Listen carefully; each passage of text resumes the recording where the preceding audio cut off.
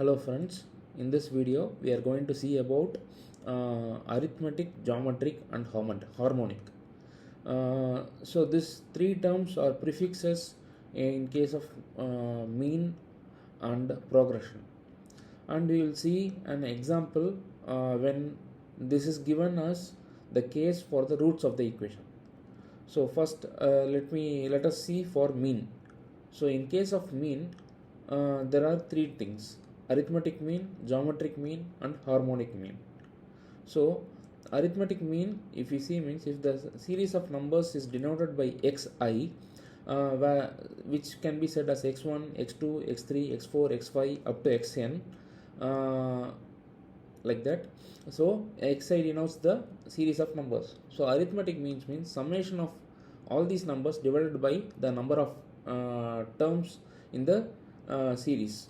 So sigma xi divided by n. So x1 plus x2 plus x3 up to xn divided by n is arithmetic mean. What is geometric mean? Geometric mean is the square root of the product of the numbers. So if arithmetic mean is summation of numbers, in this case we have to take the product of the numbers up to n and then take to the power of 1 by n. That is, we have to, if there are only two numbers, then square root of two numbers. If there are three numbers, then we have to multiply the three numbers and then cube root of the three numbers. This is geometric mean. And next we will see about harmonic mean. Harmonic means is reciprocal of the arithmetic mean of the reciprocals of observations, that is xi.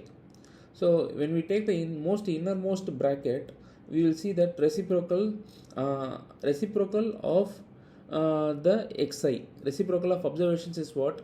1 by x1 plus 1 by x2 plus 1 by x3, so on. So next we are telling that arithmetic mean of this one. So what is this arithmetic mean of this series? Means 1 by x1 plus 1 by x2 plus 1 by x3 up to 1 by xn divided by n. So now we are saying that this reciprocal of the arithmetic mean of reciprocal of observations. Now again we have to go for another reciprocal. So if that is the case, then n divided by 1 by x1 plus 1 by x2 plus 1 by x3 up to 1 by xn. This is what is harmonic mean is. So these are the three different types of means. So arithmetic, geometric and harmonic. In case of geometric, the pi, the pi denotes the product. Pi is not small letter pi, Greek letter pi, it is capital Greek letter pi. Next, if we go for, there are three types of progression: arithmetic progression, harmonic progression and geometric progression. Arithmetic progression means there is a common difference between the numbers in the series of numbers.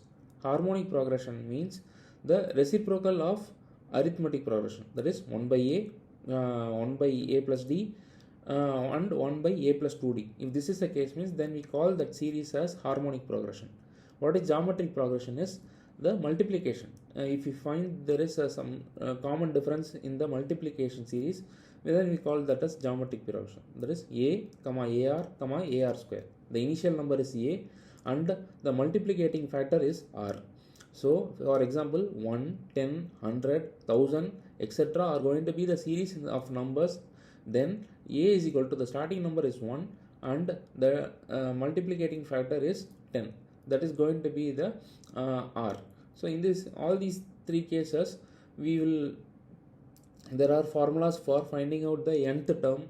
How do you find out the nth term? How do you find out the difference if this is the series of numbers? So these kind of problems will be commonly asked. Here in this, we are just seeing the introduction to the numbers. Next, if we see, now we'll see about the common problems which will be asked are find out the nth term and the sum of n terms. So nth term means arithmetic progression. We have the formula as an nth term is equal to a plus n minus 1 into d. if it is geometric progression means the nth term an is equal to a into r power n minus 1. Harmonic progression means 1 plus 1 by a plus n minus 1 into d. So in all these cases the nth term is n minus 1, and corresponding to the series, the term appears like that, like a plus n minus 1 or a into r power n minus 1 or 1 by a plus n minus 1 into d. Next, if we are asked sum of n terms, so sum of n terms means that is indicated by Sn. So Sn in case of arithmetic progression, Sn is equal to n by 2 into 2a plus n minus 1 into d. So n by 2 into 2a plus n minus 1 into d. In case of harmonic progression, Sn is equal to 1 by d ln 2a plus 2n minus 1 into d divided by 2a minus d, divided by 2a minus d. So this formula can be, I have taken this formula from a website called QMath. So you can also refer that website, or you can refer any reliable maths textbook. And so if we see some nth term for geometric progression, it is a into r power n minus 1 divided by r minus 1 for when r is not equal to 1, because when r equal to 1 it becomes infinity. So when r is not equal to 1, a into r power n minus 1 divided by r minus 1 is the sum of n terms, and a into n when r is equal to 1. In case of this is finite sums. If it is the finite series, this is the formula.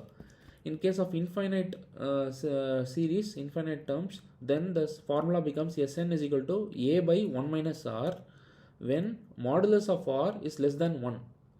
The value of r, whatever it might be, whether 3 by 4 or minus 3 by 4, whatever it may be, when the modulus is taken, that value should be less than 1. And if it is infinite terms means, then Sn is equal to a by 1 minus r. In case when the modulus of r is greater than 1 means, then it is indeterminable. So it cannot be determined. When modulus of r is greater than or equal to 1, it diverges. The series diverges, henceforth it cannot be determined. Sometimes we will be given the roots are in arithmetic progression. Roots of a polynomial equation are in arithmetic progression. Roots of a polynomial equation are in geometric progression. Roots of a polynomial equation are in harmonic progression. And these roots need not be always the polynomial equation need not be always cubic or quadratic or a harmonic progression. So the roots, but sometimes it may be given as biquadratic equation. So whenever these kind of questions are given, quadratic means we can take only two terms, a comma a plus d, if it is arithmetic progression. And if it is a cubic equation, we will take it as a minus d comma a plus d, because it simplifies the mathematical operation. When we sum the three terms, we get 3a is equal to roots of the equation equal to minus a1 by a0. And 3a is equal to minus a1 by a0. That this a1 and a0 are the coefficients of the second or third term based on the equation. a0 is the last term, it is the constant factor, and a1 is the second. A1 will be the second term, that is a1 minus a2 x square plus a1x plus a0 equal to 0. If this is the case of the polynomial equation, so we will say that 3a is equal to the three roots of the equation. The polynomial equation I might have made a mistake. It is a cubic equation. So that here is the exact case. So if the polynomial equation f of x is equal to a0 into x power n plus a1 into x power n minus 1 plus a2 into x power n minus 2 up to an minus 1 into x plus an equal to 0. So a0 is not the constant term. A0 is going to be the coefficient of the x raised to the power n. So and a1 is going to be the coefficient of x raised to the power n minus 1. A2 is going to be the coefficient of x raised to the power n minus 2. So if this is going to be, for example, in the case of cubic equation, it will be a naught x cube plus a1 x square plus a2 x plus a3 equal to 0. So if this is the case, the sum of the roots of the equation is going to be minus a1 by a naught, that is coefficient of second term x square divided by a naught, coefficient of the cubic term. So this is going to denote the sum of the roots of the equation. So yes, we will call this as s1. So when we do the sum of the roots of the equation, we say that a minus d comma a minus d plus a plus d. So 3a is equal to minus a1 by a naught. So we find out, it simplifies our calculation.